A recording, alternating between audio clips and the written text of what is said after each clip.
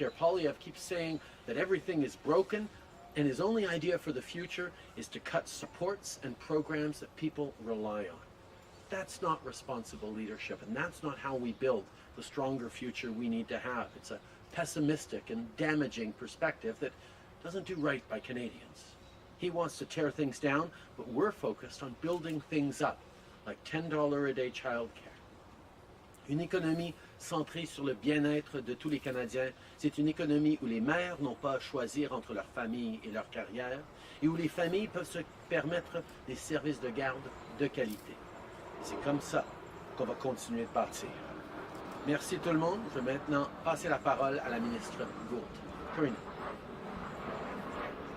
Bon, mais merci beaucoup à Monsieur le Premier ministre d'être ici à Mississauga, en Ontario, et pour faire cette belle... Oh, merci, I'm not as tall. Merci. Pour faire cette annonce tellement importante. You know, it's been almost 2 years since we announced our Canada-wide Early Learning and Childcare Initiative. And while we've seen such tremendous progress, particularly when it comes to fee reductions, we have families across this country that are saving between $3,000 and $6,000 a year on their childcare fees. And I have heard from parents from coast to coast to coast who talk about how transformative this has been for them and their families. And I've heard from mothers in particular who have said that this has given them the confidence to go back to work. And we've seen that in the numbers. Quite frankly, we have the highest female job work participation rate in Canadian history right now of women of childbearing age. And so partly thanks to the work that we have done on ELCC. But we also know that we need to grow the number of spaces that are available for families across this country. This is part of our commitment to create 250,000 new spaces from coast to coast to coast, 52,000 of which have already been announced, and we're on track to meet that objective in partnership and in collaboration with the provinces and territories. Today's announcement is about making it possible to reach those harder to reach places, to ensure that whether folks live in childcare deserts, remote or rural areas, whether they're in high cost urban environments with low income neighborhoods, whether it's official language, minority communities, urban, indigenous, or racialized communities, these funds will be transferred to the provinces and territories based on the same calculation formula that we had put in place for the bilateral agreements to help make sure that every family in Canada who wants access to a childcare space has that access. So today is a really exciting announcement. I'm thrilled to be here. I'm thrilled for the leadership and the vision of the Prime Minister who has made this possible and made this a reality. And I'm thrilled at the impact that this is going to continue to have on Canadian families, on our children, and of course those who work in early childhood education. So merci beaucoup tout le monde, et c'est une bonne journée aujourd'hui pour les familles, pour les enfants et pour les centres de petite enfance ici au Canada. Merci. Thank you. We will now be starting with the question and answer period. Nous allons maintenant commencer avec la période des questions. First question goes to CBC. Good morning, Prime Minister. Simon Dingley from CBC. Welcome back to Southern Ontario, sir. How worried are you that one company may soon own the majority of English language newspapers in Canada, and is this something you might object to? We're seeing the report. We understand how challenging situation is for journalism right now with the increase in revenue going to internet giants and challenges facing professional independent journalists right across the country. We've been very engaged as a country and as a government in supporting the kind of journalism that is broad and professional, representing a range of perspectives, but also providing that foundation to democratic discourse. I know that that this is a proposal that is being carefully looked at and analyzed. I know the Competition Bureau and others are going to be taking looks at it because this is a significant step. I won't comment on it right now, but I will say we need to continue to make sure we are supporting the ability of Canadians to get local news, to get quality journalism, to keep them informed about how our country is doing and where we're going altogether. J'ai la même question en français sur le Toronto Star et Post Media, s'il vous plaît. En tant que gouvernement, nous avons toujours démontré que nous comprenons à quel point c'est important d'avoir des voix médiatiques fortes et indépendantes, des journalistes qui font le travail de mettre au défi ceux dans des positions de pouvoir et de clarifier et de mettre au clair les défis devant nous, mais les solutions aussi. Ce gouvernement va continuer d'être là pour appuyer les journalistes dans leur travail important, d'une grande diversité de perspectives. Cette proposition, on est en train de regarder attentivement, on va suivre ce processus. Je sais qu'il y a différentes instances qui vont regarder les détails, et si c'est effectivement bon pour le Canada et bon pour les citoyens, mais nous allons suivre ces nouvelles pendant qu'elles se déroulent. Second question, sir. The Assembly of First Nations meeting today to discuss Chief Roseanne Archibald, who's been accused of breaching harassment and whistleblower policies. Do you still have faith in her leadership in that job? One of the colonial principles that it is so important for governments to do away with is the idea that we should have opinions or even public positioning on how Indigenous communities, First Nations people choose to govern themselves. Our responsibility is to be there as partners in the path forward, and I can assure you that this government will always be there to work with the Assembly of First Nations and their leadership, regardless of what various positions or who wins or who does what within that leadership. La même question en français, s'il vous plaît. Le principe de notre gouvernement est de travailler avec l'Assemblée des Premières Nations, avec les organismes de Premières Nations et les institutions et le leadership autochtone à travers le pays. C'est pas pour nous d'avoir du positionnement sur qui devrait être en position de pouvoir. C'est aux communautés eux-mêmes de décider, et c'est pour ça qu'on va être là pour travailler avec quiconque est en leadership de l'Assemblée des Premières Nations. Prochaine question. Bonjour, Monsieur le Premier ministre, Sarah Tomlinson de Radio-Canada. Où en sont rendues les discussions avec les partis d'opposition au sujet d'une commission d'enquête publique sur l'ingérence étrangère? Les conversations continuent de progresser. Nous savons que c'est important de démontrer aux Canadiens que tout est en train d'être fait et a été fait pour protéger les élections en 2019, en 2021, et qui peuvent savoir que tout va continuer d'être fait. C'est pour ça qu'on travaille avec les partis d'opposition sur des propositions qui devraient être acceptables à tous les partis. On a vu malheureusement le niveau de toxicité, de partisanerie qui a entouré le dernier processus qu'on a mis sur place et les attaques personnelles contre M. Johnston.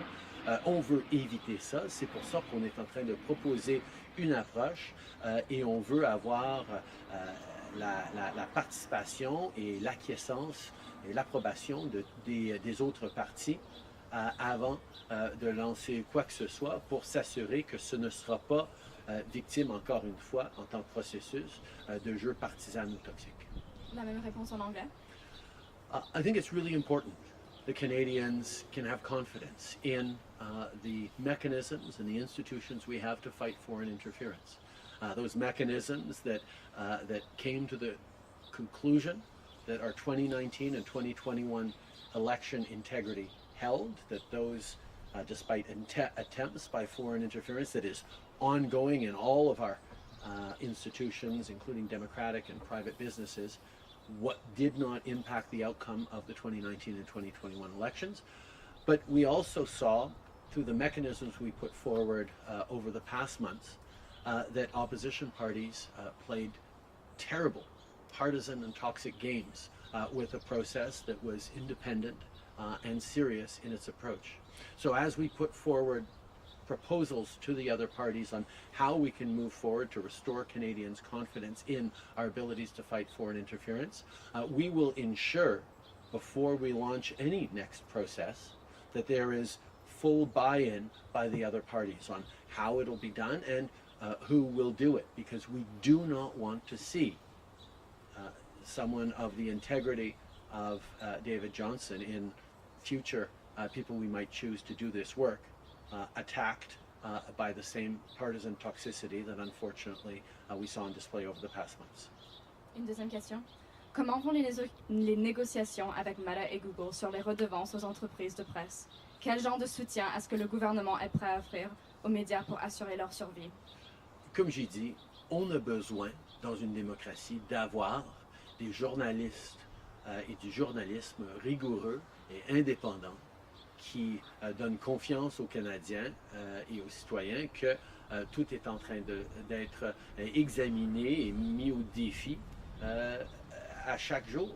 On a besoin de nouvelles locales pour les Canadiens, pour raconter leurs histoires, pour leur informer sur ce qui se passe dans le monde autour d'eux. Et depuis des années, on voit le déclin du journalisme avec la montée des géants du web.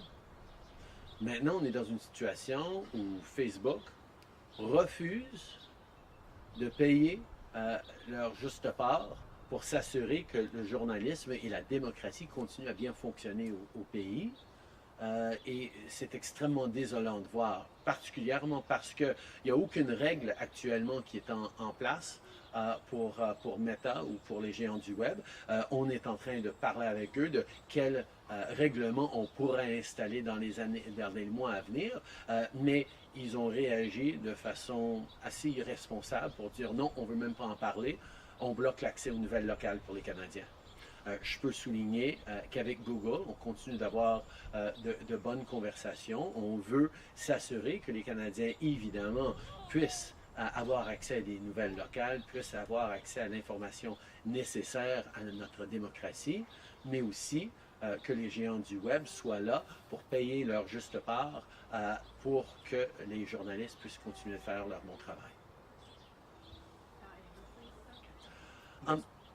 It is extremely disappointing to see that Facebook continues to refuse to accept its responsibility towards our democracies by refusing to pay the fair share for Canadians to get local news and independent, rigorous journalistic content. Their decision to walk away rather than engage constructively is disappointing, but we are very much there to continue and to have conversations with them about how to make sure we're both supporting journalists and ensuring that Canadians can continue to function online in free and open ways. I will say that the conversations with Google are ongoing.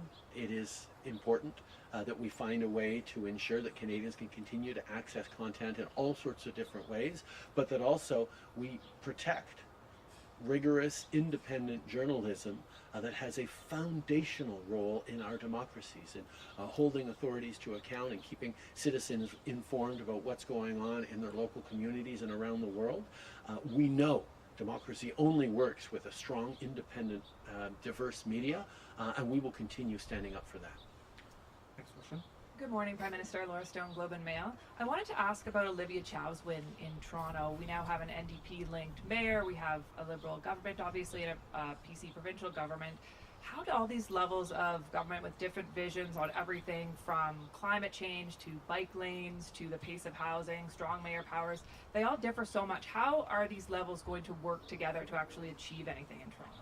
I think over the years I demonstrated that on areas in which we agree, creating jobs, growing the economy for the future, I've been able to work very closely with Premier Ford, despite differences of political parties. In regards to Mayor Chow, I can say I'm really excited to have a strong progressive as Mayor of Toronto. And I know she'll be a real partner on a lot of things that we agree on. Whether it's standing up for minorities and fundamental freedoms, whether it's women's rights or 2S LGBTQI+ rights, whether it's moving forward on investing massively in housing, in accelerating the processes so that we can solve the very real challenges so many people in the GTA and indeed around the country are facing on housing. The federal government has some tools that we're deploying, but it is best for us to work in partnership with municipalities and the provinces to deliver on housing. And I know that's an area that Premier Ford has talked about doing more in, and certainly in my congratulatory congratulatory call to Mayor Chow last night. I was very, very much emphasizing the work we can do on housing, but also on transit, on mental health, on so many things that matter very much to the people of Toronto. There's lots to do. There'll be lots of robust conversations across orders of government, but having a strong progressive partner for Canada's greatest and biggest city, anyway, still in Montreal, Canada's biggest city, is a good thing. And we know that Toronto is facing upwards of $1 billion shortfall. Is the federal government prepared to extend any funding to the city? And I just wanted to also ask you about Ontario Place. It is a point of division between the city and the province. Are you prepared to step in, or do you have a view on the province's redevelopment plans? I have no comment on Ontario Place, but I will say that over the past number of years, the federal government has stepped up significantly in investing in areas that have made a real difference in Canadians' lives. Whether it's on childcare, which has traditionally been seen as a provincial area of jurisdiction, the federal government has and will continue to step up to be a real partner, because it is a question of economic growth and opportunity right across the country.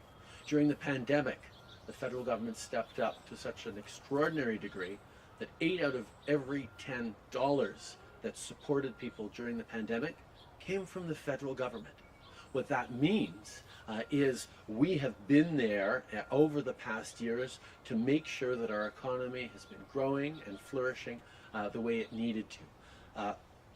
The provinces need to step up now to support the cities that are their area of jurisdiction. We will continue to be there as a federal government, as a partner, but we will not be able to, with the importance of fiscal responsibility, be able to be there in replacing the province in areas where they have the need and they have the means to continue to invest significantly in their cities. And certainly that's a conversation I had with Olivia last night, and we'll continue to work on.